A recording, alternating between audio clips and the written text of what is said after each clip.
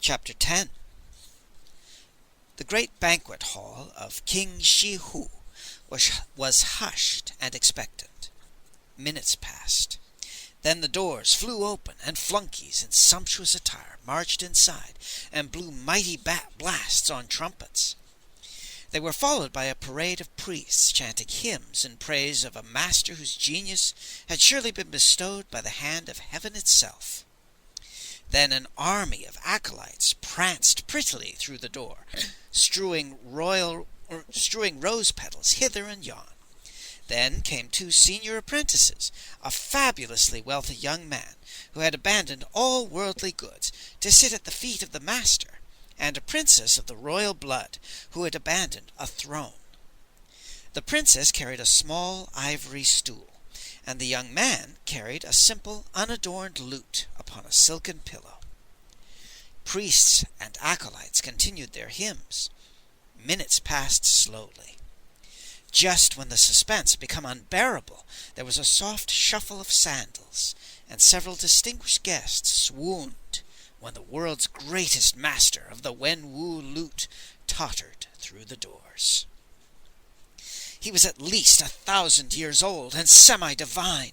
A thick beard, whiter than snow, fell down and brushed his ankles, and his enormous white eyebrows lifted like the fierce tufts of a horned owl. His coarse peasant robe was woven from the cheapest cloth, and his sandals had been patched at least 50 times. Green leaves still sprouted from his freshly cut oak staff. Disdain for worldly matters was written all over him, and he was matted with mud from a hillside where he had slept beneath the stars. The great man slowly shuffled across the floor to the ivory stool, and the princess reverently lowered him to a sitting position. The young man knelt and placed the lute upon the master's lap. For what appeared to be an eternity, the saint gazed down, silently communing with the instrument, and then his head slowly lifted. Piercing black eyes burned holes through the audience. A wrinkled finger lifted, and the wrinkled voice that emerged from the beard was like the drone of a pedagogical bee, yet vibrant with authority. "The Wen-Wu lute," the great man said, "was invented by Fu Si, who saw a meteor land in a tung tree. Soon afterward, a phoenix landed beside the meteor, and when the meteor fizzled out with a melodic hiss, and the phoenix flew away with a contrapuntal cry, Fu Si realized that he had been granted a sign from heaven. He felled the tree, which was precisely 33 feet long, and cut it into 3 11-foot pieces. These pieces he soaked in running water for 73 days, 1/5 of a year. He tapped the top piece, but the pitch was too high. He tapped the bottom piece, but the pitch was too low. He tapped the middle piece, and the pitch was just right." One of the banqueters sneezed, and the master raised a white eyebrow. Flunkies, priests, acolytes, and apprentices descended upon the wretch and pitched him out the door. After 2 minutes of glowering silence, the master condescended to continue. "Fu Si commissioned Lu Tzu-Chi, the greatest artisan in China, to fashion the middle piece into a musical instrument. It was precisely 36 inches long, corresponding to the 360 degrees of a circle, 4 inches wide at the rear end, corresponding to the 4 seasons, 8 inches wide at the front end, corresponding to the 8 festivals, and its uniform height of 2 inches corresponded to yin and yang, the generative forces of the universe. 12 stops were intended to correspond to the 12 moons of the year, but Fu Si later added a 13th stop to account for leap year." One of the banqueters coughed, and the master raised the other eyebrow. Flunkies, priests, acolytes, and apprentices descended upon the wretch and pitched him out of a window.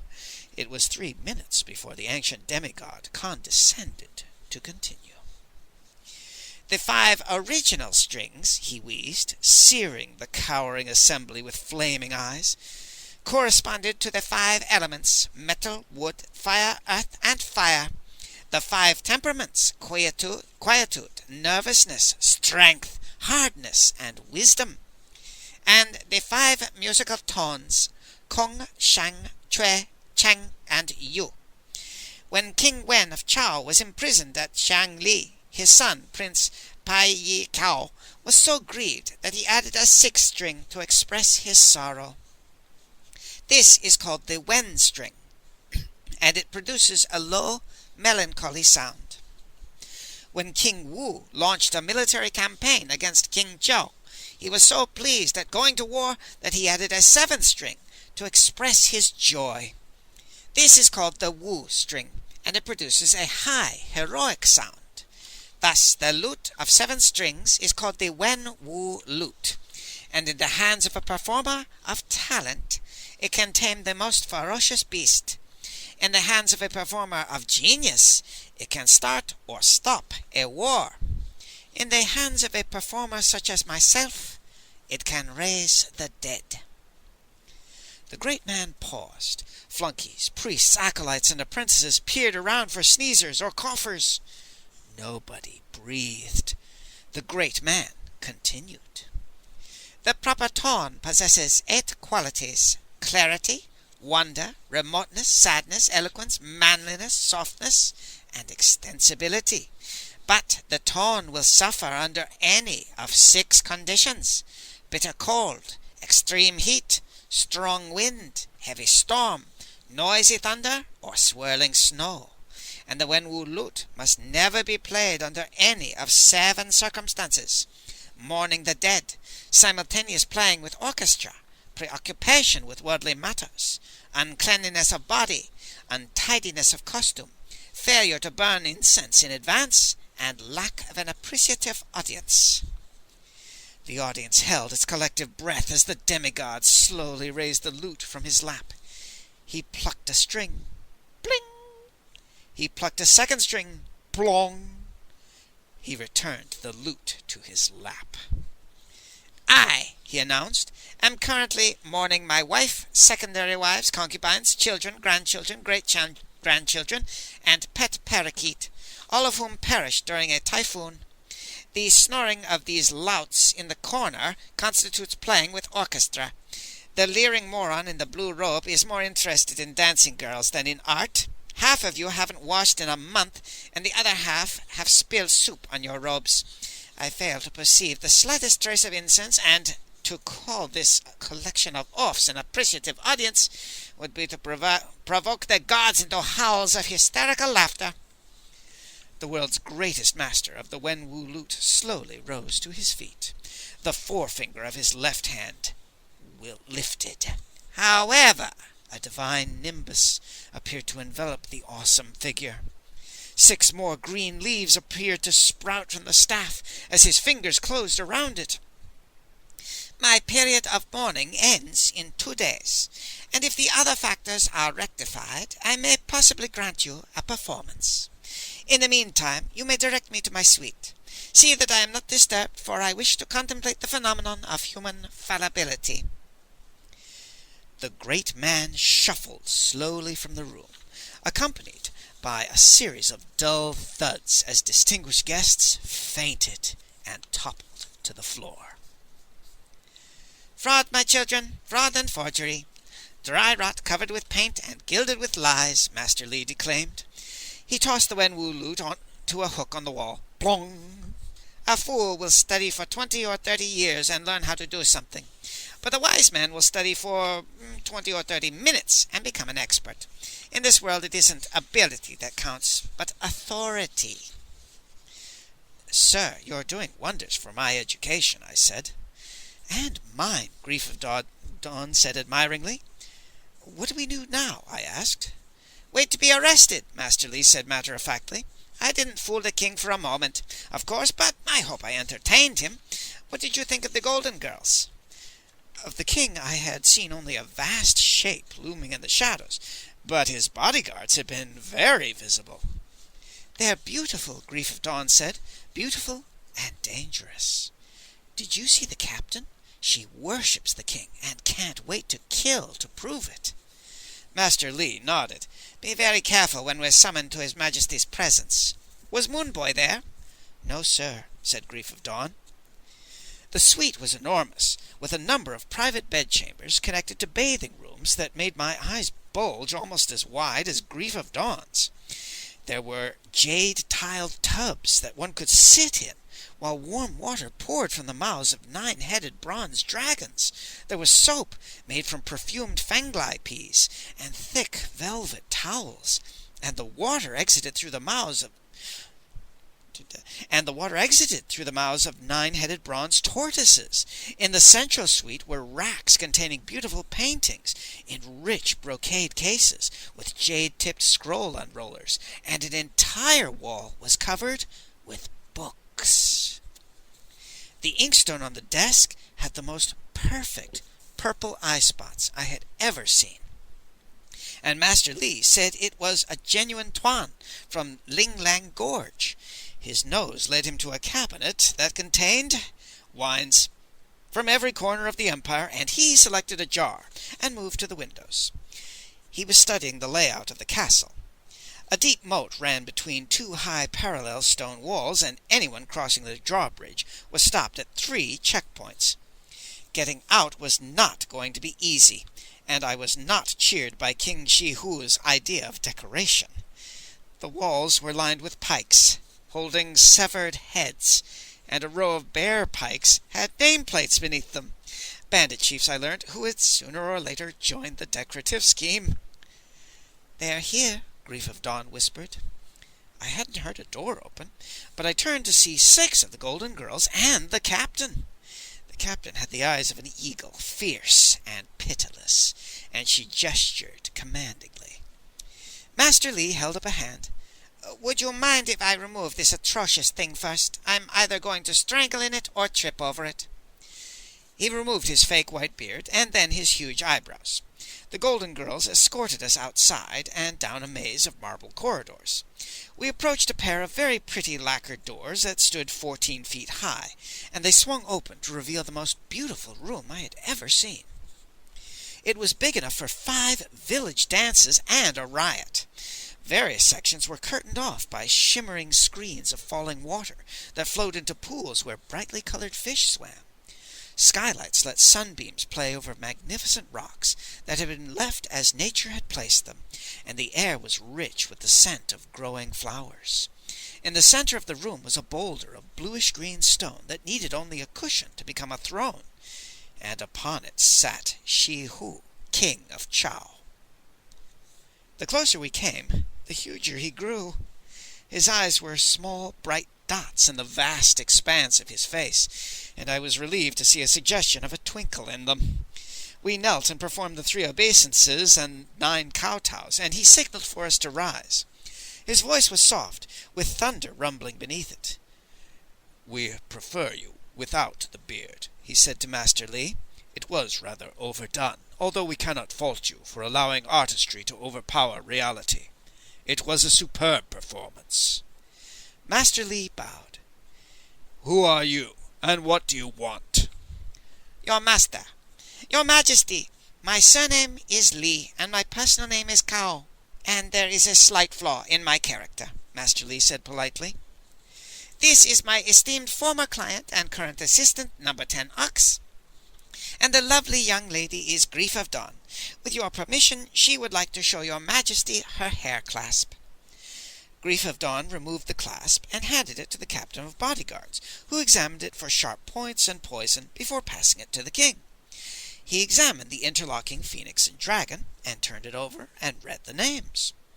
He whispered to one of the golden girls, who bowed and left the room. "Grief of Dawn wishes to see Moonboy again, and I saw no reason why I should not help her enter the palace," Master Li said smoothly. "As for my own interest, I am seeking a manuscript. I wish only to read it, not take it, and I have heard that your Majesty is the greatest collector of rare things. I took the liberty of harmless deceit to gain entrance, and I have a small fragment of the manuscript in question." He handed the fragment of the Su Ma to the captain, who checked it over, and handed it to the king. I began to warm to the huge monarch when I saw the obvious incomprehension on his face. He could no more read ancient scholars' shorthand than I could. He shrugged and handed it back to the captain, who passed it to Master Li. "It means nothing to us," he said. "Your information is slightly inaccurate. We do indeed collect the rare, but our interest is not in things, but in people. Here is the jewel of our collection." The golden girl stepped from behind one of the screens of falling water, accompanied by a young man. And Grief of Dawn forgot protocol completely, and let out a squeal of joy and ran toward him. The young man whooped happily and met her halfway, and the two of them blended together in an embrace so tight that I had the impression of a single body with two heads. I assumed that my complexion was bright green, and the grinding of my teeth was probably audible in Su Chao. Nobody had any right to look like Moon Boy, who was the handsomest man in the whole world. In addition, he would have put a peacock to shame. He wore a purple cap, embroidered with gold and trimmed with jewels. Circling his forehead was a silver band with the same phoenix dragon motif as Grief of Dawn's clasp, and the same names were probably interlocked in the back. Around his neck was a golden chain, twisted in the form of coupling snakes, and his dark red tunic was embroidered with bright flowers and butterflies. The tunic was secured by a belt woven into a design of flower stems and ears of corn, and over the tunic he wore a blue satin coat fringed with gold. His gold-embroidered shoes were also of blue satin, and the maddening thing was that none of the finery was overdone. Moon Boy was all of a piece, and the only thing missing was applause. The damned creature was destined to ride through the world in a shower of rose petals, while number 10 ox pitched manure in a barnyard. They finally broke apart. The king gestured. Moon Boy led Grief of Dawn up to the throne, and with great gentleness the King of Chao reached down and picked up first Moon Boy and then Grief of Dawn, and placed them upon his vast lap. "What charming children you are," he said. He kissed Moon Boy's cheek. "This is the most special of all my special people, and clearly he shares his soul with Grief of Dawn. Why should that be?" He gently tilted Grief of Dawn's chin, and looked deep into her eyes. "Are you special too, my child?" For a long time he studied her, and then he said, almost whispering, "Yes, in you is something very like the strange inner core of Moon Boy, although he is not properly named. He is more like the sun, and it is you who are more like the moon. One cannot look directly at the sun without being blinded, so wise men study the sun by looking at the moon." The king suddenly smiled, and it was breathtaking. His smile was as open and spontaneous as that of a child, but there was a strange hint of yearning and melancholy to it, and he delicately lifted her free hair and replaced the clasp. "Would you like to wear a uniform of sable and carry a golden bow?" he asked softly. Then he chuckled. "That is not a fair question, of course, and you are not forced to reply. None of our girls has ever been forced. Grief of Dawn, we want you, but we shall court you, as we have courted all the others, and the decision will be yours alone to make." He effortlessly picked up both of them and placed them back upon the floor. His eyes moved to Master Li. "Even this humble orphan has heard of the astonishing Li Cao, whose achievements are said to be without limit," the king said graciously. "There is much we would like to discuss with you, and we look forward to the enlightenment of your wisdom. One day you may even confide in us the real purpose of your visit. But there is no hurry. You have brought us Grief of Dawn, for which we are deeply grateful. She shall be our honored guest, and may your own visit be a long one." A flick of a royal finger dismissed us. We bowed backward from the throne room. The chamberlain directed us back to our suite, where a splendid repast was waiting. "Master Li, did he mean what I thought he meant?" I asked. "That Grief of Dawn and I have just joined his collection of special people?" "I hope so," Master Li said cheerfully. Well, my love, are you ready for gold and sable?" Grief of Dawn blushed and lowered her eyes. "What an extraordinary man," she whispered. I didn't realize just how extraordinary the king was until late that night. I awoke just after the third watch. Musical instruments were playing somewhere. I slipped into my tunic and stumbled out to the central room, yawning and rubbing my eyes, and I discovered that Grief of Dawn had heard it also and was standing at the window overlooking a garden.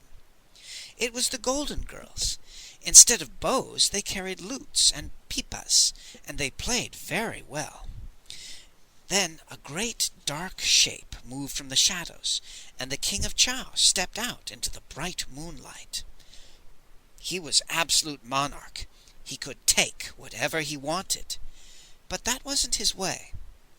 Even at a distance I could sense that he was enjoying himself immensely, and he bowed deeply toward Grief of Dawn's bedchamber, and then turned to face the moon. The king placed the big toe of his right foot upon the big toe of his left foot, and began to sing a love charm from the barbaric country of his birth. I can't explain it, but it was one of the most impressive things I have ever seen and heard in my life. I loose my arrow, and the moon clouds over. I loose it, and the sun is extinguished. I loose it, and the stars burn dim. But it is not the moon, sun, and stars I shoot at. It is the heart of Grief of Dawn. His Majesty flapped his arms, imitating some sort of bird, and began to dance with grace that was accentuated by his huge bulk. There was nothing funny about it. He was like a vast force of nature, totally incapable of making a fool of himself. Cluck, cluck, Grief of Dawn, come and walk with me. Come and sit with me. Come and sleep and share my pillow. Cluck, cluck, Grief of Dawn. When thunder rumbles, remember me. When wind whistles, remember me. When the red bird sings, remember me. When you see the moon, remember me. When you see the sun, remember me. When you see the stars, remember me. Cluck, cluck, Grief of Dawn. Come hither to me. Let your heart come hither to mine. 3 times the song charm was repeated, and then His Majesty bowed again toward Grief of Dawn's bedchamber. The Golden Girls also bowed. Then the king and his girls were gone, blending into the shadows, and I suppose that my face was rather expressive. How many young women are courted by huge, powerful, infinitely courteous, and gentle yet infinitely barbaric monarchs? Sable and gold awaited Grief of Dawn, not to mention an impossibly handsome young man named Moonboy. "Oh, Ox, poor Ox," Grief of Dawn said softly. Her hand slipped into mine. "Come and walk with me. Come and sit with me. Come and sleep and share my pillow," she whispered. "Cluck, cluck," I said. There are mornings one would prefer to forget. This one began beautifully, with sunlight sliding through the window and dappling Grief of Dawn's lovely shoulder. I nuzzled her cheek and listened to the lethargic buzz of lazy flies and a drowsy drone of bees, and the curtain gently rustling in a whispering breeze, and a happy voice that bellowed, "Come back here, you little bugger!" I sat bolt upright. "Oh, damn," Grief of Dawn sighed plaintively. A naked boy, perhaps 13 or 14, raced past the window on the veranda. "Hey, bugger, don't you want a plugger snugger?" the happy voice yelled. 10 million curses, Grief of Dawn groaned, smothering a yawn. A naked young man galloped past the window after the boy, stopped, trotted back, and stuck his head inside the room. "Good morning, my love," Moonboy said cheerfully. "Why must you waste that thing on boys?" she said. He glanced down complacently at his crotch. "Waste? What do you mean, waste? You know very well that some of the little darlings can't sit down for a month." Moonboy climbed through the window and sauntered up to the bed. "My, you've certainly picked a splendid specimen this time. Congratulations!"